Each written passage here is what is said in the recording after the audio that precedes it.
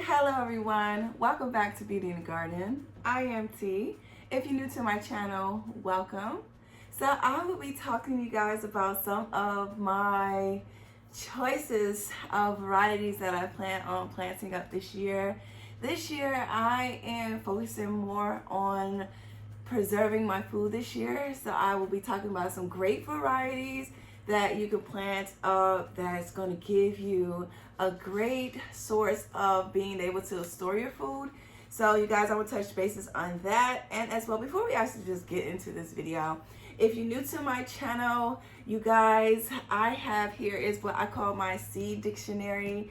This is where I store my seeds. As you guys can see, this is some of them, and you can see all of my seeds here. Is very easy to get to my seeds, very simple.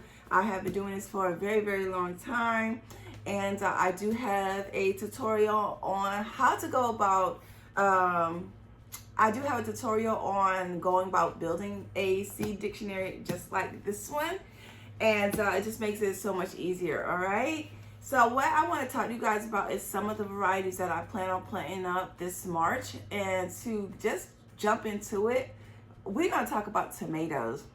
So tomatoes is one of those things that is a staple to a gardener. We got to have our tomatoes, our different varieties of tomatoes. But for me this year, I am going to focus on some of the basic tomatoes this year, because I plan on jarring and dehydrating some tomatoes as well. So I'm going to talk to you guys about some of the varieties.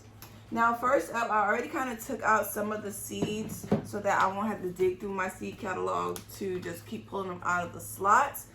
And because I do have tons of slots, and you guys can see here, I can just go straight to tomatoes in my seed catalog, and I have all of my tomatoes, and more tomatoes, pages and pages of tomatoes. So, and peppers, oh my gosh. I don't know which one I have the most of. I would say squash. Squash, I have tons of different varieties of squash. I mean, my squash is pretty deep, okay? All right, but first thing up, we're gonna talk about varieties of tomatoes. Now, beefsteak tomatoes are very juicy, and they will have a lot of juice, and that is not the best thing to actually jar with. So we're gonna talk about some of those varieties that I plan on planting up that will give you the best when it comes down to jarring tomatoes. So the first one I want to talk about is the Jersey Devil. The Jersey Devil is a paste tomato. So any paste variety or plum tomato will not have as much juice as a beefsteak variety. So my first one up will be the Jersey Devil. And the San Marzano, I'm going with the Amish paste. The Amish paste is a really good one, and I like the San Marzano. And Aroma tomato and the Gilberti. So if you guys can see, they all kind of shape similar, but they all have different tastes. I promise you they do. I feel like the San Marzano and the Roma tomato, they pretty much are similar. Now the Gilberti has a very sweet taste. I feel like it has a very sweet taste. I really like this one. Just in general, it tastes amazing to me. So I would say the Gilberti. The Amish paste is the basic, and if you want a good yield, get the Jersey Devil. Okay, get the Jersey Devil. It's very prolific. It will give you a great deal of tomatoes. All right. So as far as paste varieties, so that you can get those jars nicely and filled without losing so much with fluid, I say go with paste varieties of tomatoes. All right. Now, all of these ones that I just showed you guys, these are indeterminate. Meaning that you guys, you're just going to have an extremely long vine versus a semi-determinate or determinate variety, which, you know, stays more compacted, and as well, it kind of may bush out more, and as well, they all kind of ripen roughly around about the same time when it comes down to fruiting. So just keep that in mind when it comes down to your indeterminate, your semi-determinate, your determinate, and your dwarf varieties, okay? Just keep that in mind, all right? So with my cherry tomatoes, I plan on planting up, all right? Let's talk about it. I decided to go with my mom's favorite, and that is the yellow pear tomato. I did not plant this up last year. I do not know why. I cannot remember what I was thinking in my mind. Maybe I thought that I did plant it and I didn't. So, but you guys, I'm going to be planting up this yellow pear. I am going to love these. I'm going to tear these up. I just like picking these. They're really, really good. I love them on top of my omelet. It just gives that nice sweet taste. And the next sweet one that I really love too, you guys have heard me talk about this numerous of times, you guys, that is the honeycomb tomato. I don't know which one is best, either the white cherry or this honeycomb. The white cherry, I have the seeds. You won't be able to see them, so I'm not going to showcase that one. But I definitely will be planting up the honeycomb, the white cherry, and the yellow pear. Now, I did pick these up, you guys, from Baker's Creek, and these are heirloom seeds. And I did pick up the Woolly Kate Yellow and the Queen of the Night. These are really pretty. They're pretty. All right, so don't get me wrong, they're pretty. I did not get a good harvest off them last year, so I want to try them again. Just to see, you know, because I did plant these out really, really late in the season, but I'm going to go ahead and get a jump start on and start planting them up now. So I'm going to try these out again, and hopefully you guys, I get a good yield, because this year it's not about planting so much. It's more so for me now is getting the yield and getting the jarred and processed, dehydrated, and so forth and so on, so that I can go ahead and knock down my grocery bill a lot, you guys. So I'll be doing a lot of meal prepping, a lot of dinners, and just kind of just stocking that freezer and my cabinet. So just keep in mind, I won't be doing too many different varieties that I will not be utilizing in jarring, all right? And then the next one up, as far as the beefsteak variety, is the vintage wine. Oh, the vintage wine. This is a good one, you guys. I promise. I try to give you guys some of the ones that I really think taste amazing, just not off of the fact of what they might look like. This right here is so yummy. This one is yummy, this vintage wine. And another one that I do like is in here, and that one is really, really good too. Let's go to our tomatoes. And that, you guys, is, so you guys can see it. I might do this Brandywine yellow, I'm not sure. I do have my Sweet 100s, all because of you guys, I definitely got that one, all right. I'm trying to find it, but it is the Oxheart tomato. So you guys, this Oxheart tomato is not that sweet, but it has such a great flesh to it that is like, I don't know, I can't describe. It's really soft. And I actually like it when I am just wanting to make a quick,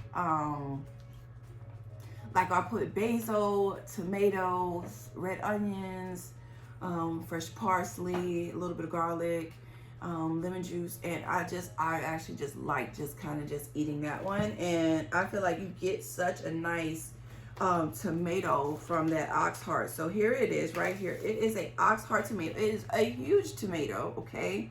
A huge tomato, and I absolutely like that one as well.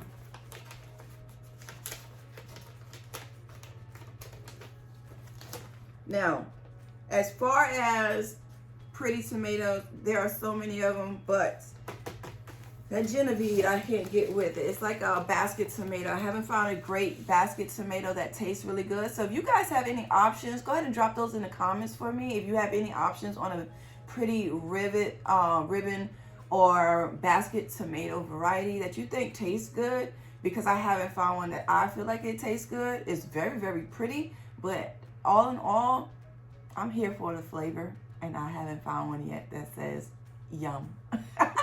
So anyways, all right, so that's with the tomatoes. The next one up is the one that I just found recently at the big box store. I think I said that wrong. Bliss, sorry. So I found this tomato. It's a hybrid, and I want to try this out. I found this at the big box store, and as well, I'm going to try the cream sausage tomato. Now, I will not be doing so many of them, you guys. I'm going to try my best to kind of keep things a little bit more compacted this year because, you guys, I can get very out of control with it. So that is some of the tomatoes that I'll be planting in the month of March to go ahead and get started, because we want to get those seeds started 6 to 8 weeks before our last frost. And you guys, for our last frost here will be roughly about April 18th, April 20th, somewhere around that ballpark, okay? And that yellow Stouffer tomato. I forgot to tell you guys about that one. Now, you guys tell me about peaches and cream corn. You guys, I have found me a big pack at the big box store, so I picked it up. Okay, I'm going to be planting this whole big pack. As you guys know, I did tear down the back part of my fence, and you guys, I decided that I'm going to leave it down. And what I'm going to do is try to like close off that gap so stuff like deers and stuff will not come back into my garden and eat. So what I'm going to do is I'm going to basically shift parts of my gate so that I can't, or my fence, to kind of close it off. And but I am going to go ahead and plant a whole field of peaches and cream corn. Yes, peaches and cream corn. So I'm going to try this out again, you guys. I appreciate any of you guys' thoughts on what I should try out. So I've been growing since a little girl, so I never had peaches and cream. So hey, we're going to rock with it, and we're going to use this right here in our garden this year. All right, so peaches and cream. The next thing up is peppers. Peppers is another one that is a staple to a gardener. You guys see I have a handful here. Now I did go ahead and pick up these cayenne pepper blend from a big box store, and I'm really happy about it because it say it's supposed to be 25, 25, 25, 25. That means each variety that is in here should be 25%, meaning up to 100. So I have had blends, you guys, and y'all seen this before. I had blends of carrots that I only ended up with a ton of white carrots. So I'm hoping that I get what they say. Okay? Okay.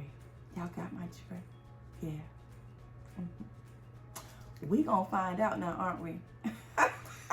We gonna find out together. We gonna find out together because it does not seem like it's that much seeds in this pack. Let's see. Just to kind of give you guys a little look-see. Let's see what's in here. All right, so I'm thinking on the lines. That is it. So y'all see that is all that is in this pack, honey. All right. So y'all see that it ain't much. So I'm gonna plant them all. I'm going to plant them all.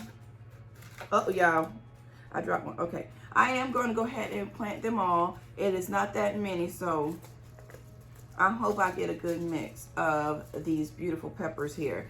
All right, and then the next thing up, you guys, is I don't know if I want to plant this one yet.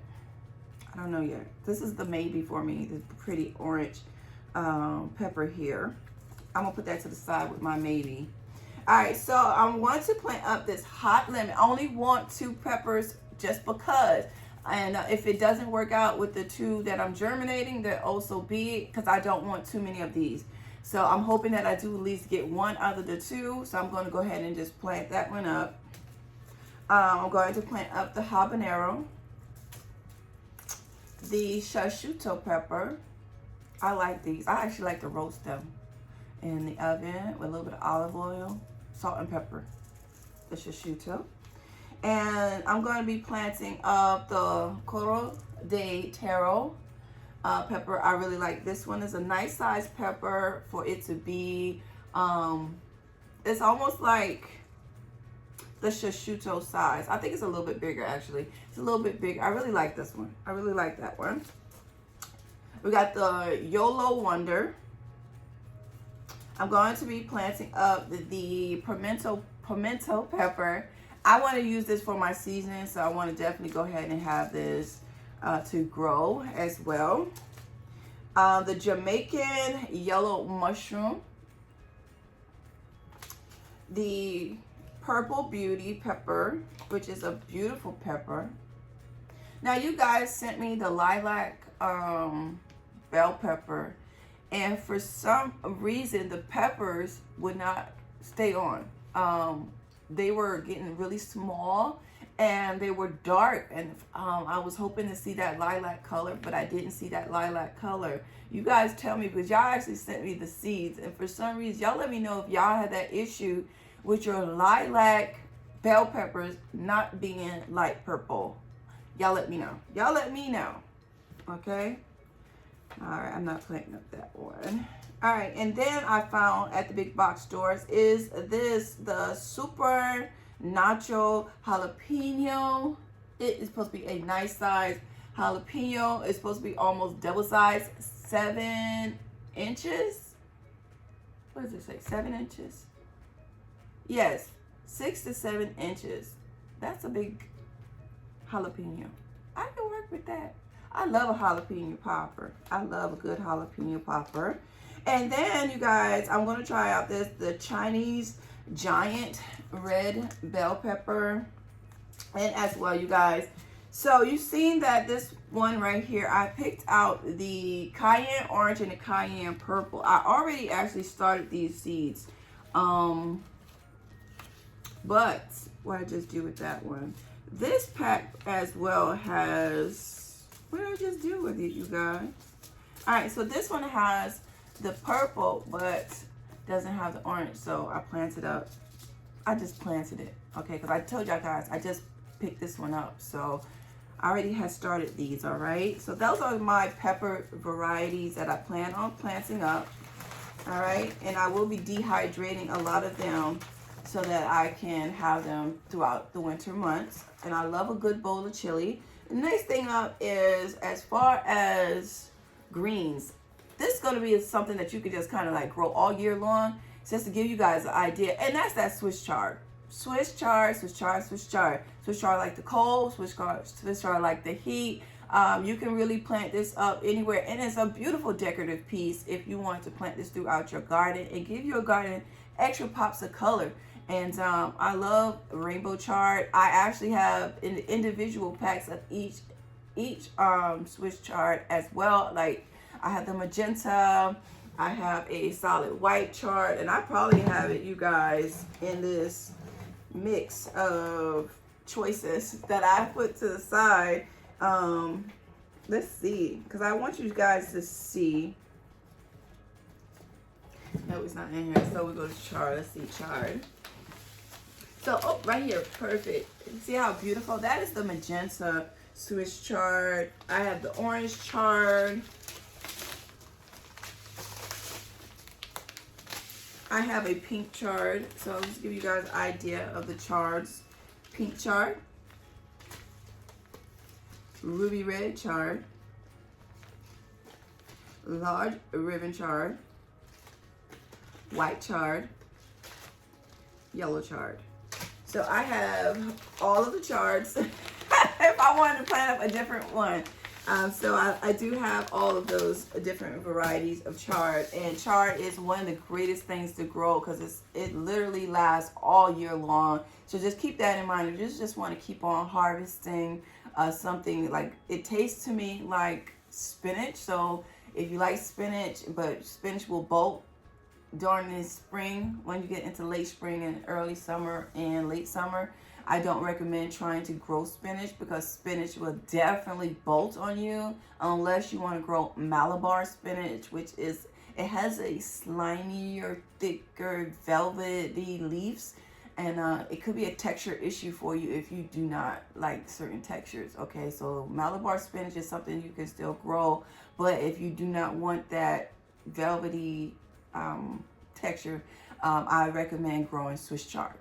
All right, the next thing is, you guys, since before it gets too warm, is you go ahead and plant your carrots. Get your carrots planted, cover them with some sort of roll cover or something like that, and just keep them covered till they can get really going, get established. So I do recommend go ahead and start your carrots right now.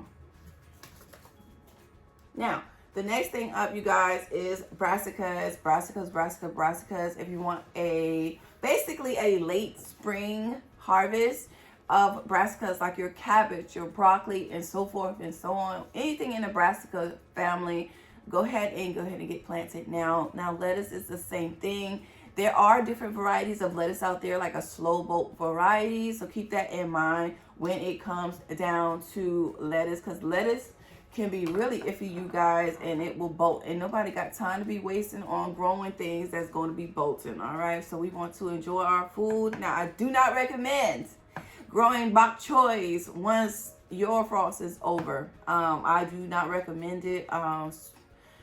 Any bok choys, they grow quickly, but you guys, I do not recommend it. They bolt super duper fast. All right. So even when you see these plants in the big box stores, I do not recommend you guys.